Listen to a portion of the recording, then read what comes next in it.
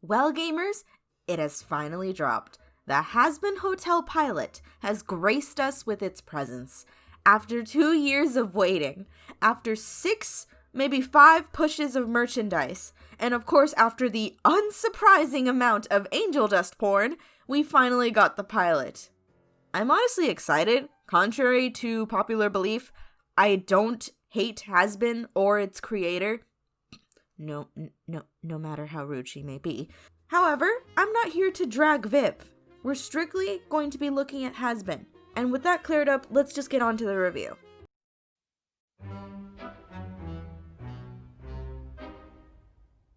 So I'll go ahead and give you guys a summary of it. You know, for those of you who don't know what Hazbin is.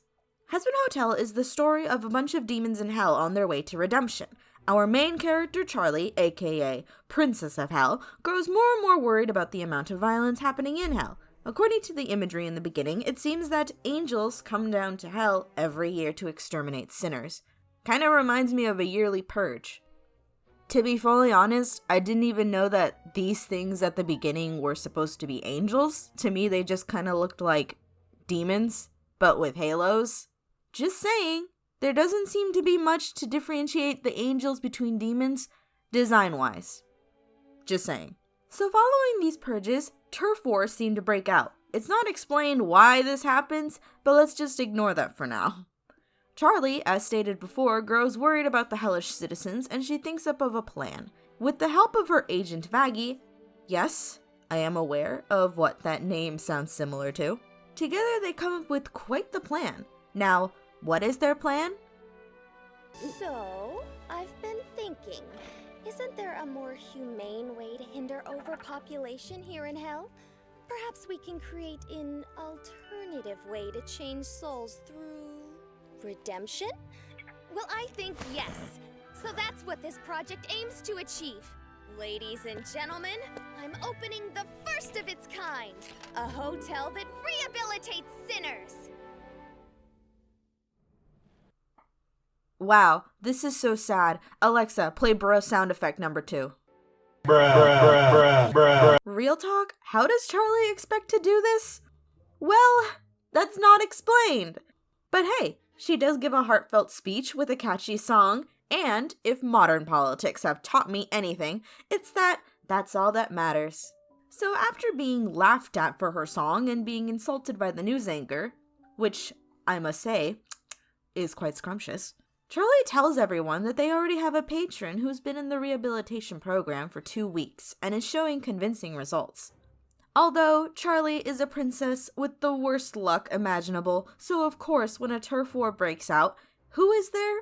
Her patron, Angel Dust. Tell us, how does it feel to be such a total failure? Yeah, well, how does it feel that I got your pen, huh? Bitch! Anyways, Angel Dust and this thought fight this boomer and his army of cholesterol. Angel admits that he doesn't care about Charlie's project and just wanted to live somewhere rent-free. Oh, Angel, you advantage-taking son of a bitch. After some more violence that's just way too much for my virgin eyes, Angel, Vaggie, and Charlie head back to the hotel to wallow in their failure. Although, thankfully for us, they don't get to sulk very long because someone knocks on the door. And dude, this just gives me the chills. At the door is the Radio Demon, a supposed dangerous entity with enough power to make B-Movie 2 a reality. Apparently, this man has interest in Charlie's project, not because he believes in her, but because he takes joy in watching her fail. So, I guess, technically, you could say he believes in her, but more like believing that she'll fall into despair.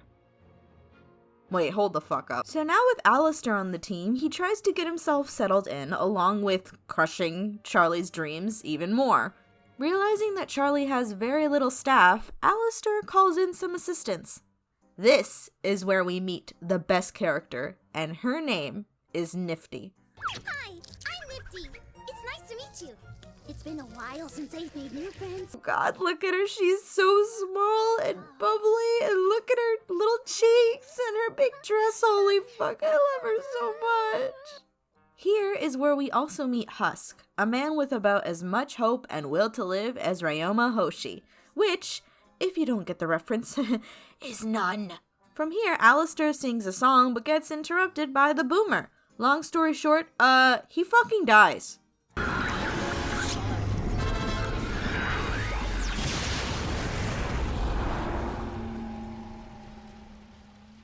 And then the pilot ends with all of them walking into the sunset.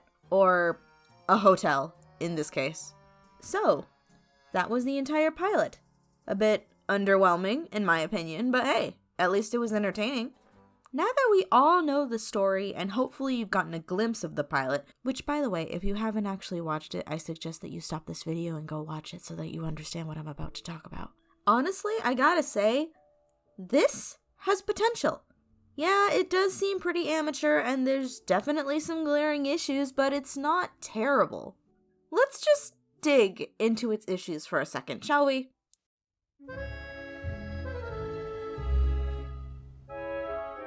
First, the obvious, inconsistent animation.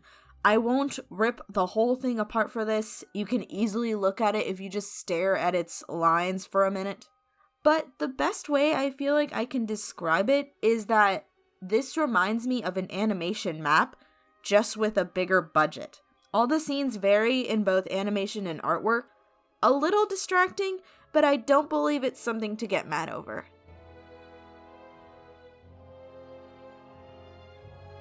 Lip syncing and voice acting. Some of the lip sync is weirdly off. It sometimes got to the point where it just reminded me of dubbed anime. Edward Boscow, Will Stamper, Michelle Mary, and Michael Kovac all did great with what they were given. Everyone else was either okay or awful. Well, specifically, one was awful, but you know what? I don't want to hurt anyone's feelings.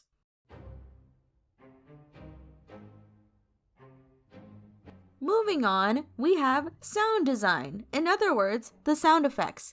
Now here is something that actually distracted me way too much. I don't have much to say other than these sound effects were definitely overused. Seriously, guys, not every gesture that a character makes needs a sound effect to go with it. It's like Johnny Test and that overused whip sound. I'm being completely honest here. Sometimes a silent background is better than those hundreds of sound effects you want to fit in a minute.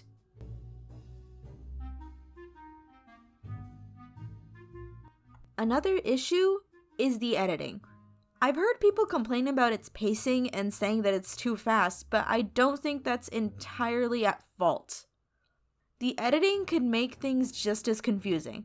Like the amount of times that a scene is on screen for about 2 seconds before jumping onto something else.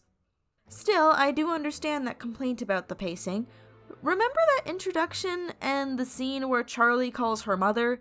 I love those scenes. You want to know why? Because I feel like those scenes let me breathe and actually take in what I'm seeing. I don't know what other way to explain it better other than this show goes way too fast. It more fits the pacing of a kid's cartoon than an adult cartoon, if you get what I'm saying.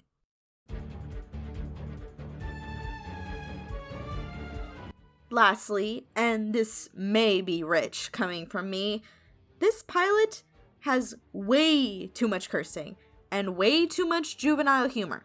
The reason why I say it's rich coming from me is because, trust me, I love dumb humor. I like juvenile humor. Okay, I like the occasional sex joke and the occasional I can say the word fuck joke, but there's too much of that in this. Trust me, I'm no Karen, but when you use curse words so much and so freely, it just feels like a lazy way to remind everyone, look guys, I'm an adult and I can say fuck. Trust me, when it comes to curse words, they're supposed to give emphasis on whatever it is that you're saying. So when you're using it every 3 seconds, it kind of loses its impact. Again, I love immature, dumb humor. Seriously, some of my favorite seasons of South Park are like the first 5. But when your pilot that's supposed to be aimed at adult audiences comes out and it shows no traces of actual adult humor in it, it's not going to impress anyone. Or you know what? Maybe it's just not for me. Maybe it's for those teens that like to be edgy and say the word fuck all the time. Maybe that's what they're actually aiming at, but they don't want to say it. But hey, that's just my theory. With that being said, those are all my issues. Does that mean that I hate Hazbin? No, of course not. I just think that it needs some work. Would I watch this if it became a full series and fixed these issues? Oh, absolutely. Would I still watch it even if the issues weren't really fixed? Well, I'll still be interested in learning about how these angel massacres work. Like, who is behind them? Why don't Charlie's parents do anything about it despite being the rulers of hell? Where do demons go when they die if they're already dead? So many questions, so little to go off of. But hey, maybe this will become a full series and all my questions will be answered, as well as my headcanons. That headcanon being that when demons die, they go to super hell. See, it's like normal hell, but everyone just has the body of a JoJo character. Now that would be interesting. Anyways, in conclusion, no matter who you are, I'm sure we can all agree on a few things. Number 1, this pilot is promising, but a little underwhelming. Number 2, Nifty is the cutest and the only character who will single-handedly save this series. Number 3, no one can understand Charlie's song near the ending. And number 4, Angel Dust porn is the reason why God doesn't talk to us anymore. I'll see you later, gamers.